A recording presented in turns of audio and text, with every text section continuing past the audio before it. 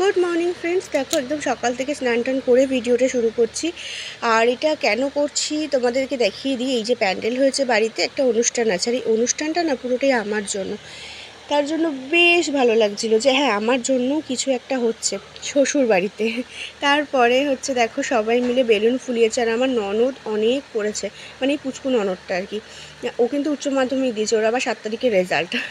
তো যাই হোক, আমার ননদ আর দেওর মিলে, মানে আমার ভাই বলো, দেওর আমি কখনোই ভাবি না, আমার ভাই মিলে সবাই মিলে সাজিয়েছিল। আমার বড় হেল্প করেছিল। দেন পুরো ডেকোরেশনটা তোমাদের পরে দেখাবো আমি। তো যাই হোক, এই দেখো আমি খেতে বসে পড়েছি, এটা পরের দিনের ভিডিও। আর এই মানে এত বড় ব্লগ এই প্রথম আমি তোমাদেরকে দিচ্ছি। যেহেতু স্বাদের ভিডিও, ছোট করে দিলে তো হবে না, আর হয়ও না।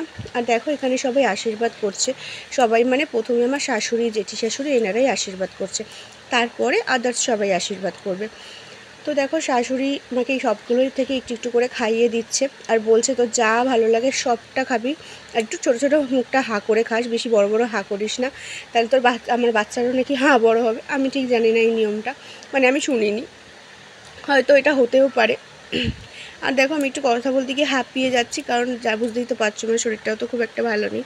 তো ওর জন্য তারপরে জেঠি শাশুড়িও আশীর্বাদ করে নিল। আর এইখানে ফটোগ্রাফার বলছে মাথায় হাত রাখো, মাথায় হাত রাখো। আমার শ্বশুর আশীর্বাদ করে চলেই যাচ্ছিলো, বাট ফটোগ্রাফার যখন এসছে তখন তো এই ফটোগুলো তুলবেই, আর মানে ক্যামেরা বন্দি করে রাখবেই এই স্মৃতিগুলোকে। আর এই স্মৃতিগুলো আমার কাছেও অনেকটাই মিষ্টি মধুর বলতে পারো, বেশ ভালো লাগে সবাইকে একসাথে পেয়ে।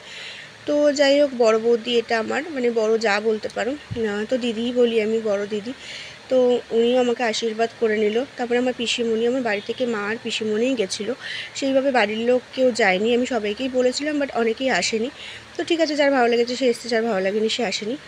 তো তারপরেও আমার মা আশীর্বাদ করে নিল। তারপরে আমার পাড়ার, মানে আমার বাপের বাড়ির থেকেই পাড়ার অনেকেই এসেছিলো। আমার বান্ধবী এসেছিলো, বান্ধবীটা কিন্তু মধ্যমগ্রাম থেকে অনেক দূর থেকে এসেছে। আর কচি কাচাদের সাথে ফটো তুলে নিচ্ছিলাম। দেন তারপরে আমার এটা একটা মানে পিসি শাশুড়ি মানে আশীর্বাদ করে নিল। এরকম এক এক করে সব বান্ধবী বন্ধু সবাই আর কি আশীর্বাদ করেছে। আমার বর শেষে আশীর্বাদ করলো, আর আমি তারপরে খাওয়া শুরু করলাম। আর খেতে একটু অসুবিধা হচ্ছিলো দেখে আমার শ্বশুর আবার টুল এনে দিল, কারণ আমি নিচু হয়ে খেতে পাচ্ছিলাম না। তো যাই হোক, এখানে খাওয়া দাওয়া কমপ্লিট করে কেক কাটিং পর্ব শুরু হয়েছে। আর এই কেক কাটিংটা না এখন নতুন একদম শুরু হয়েছে রিচুয়াল, এটা করতেই হবে।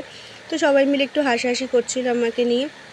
কেকটা যেমন অসাধারণ সুন্দর ছিল, তেমন সাজিয়েছেও কিন্তু খুব সুন্দর। আমাকে সবাই বলেছে যে আমাকে নাকি ভীষণ ভালো লাগছিলো। তো সবার কমপ্লিমেন্ট অনুযায়ী আমি বললাম, আর তোমরাও বলো আমাকে কেমন লাগছিলো। তবে আমি মনে করি আমি পুরো ফুটবল হয়ে গেছি, মানে এত মোটো সোটো হয়ে গেছি।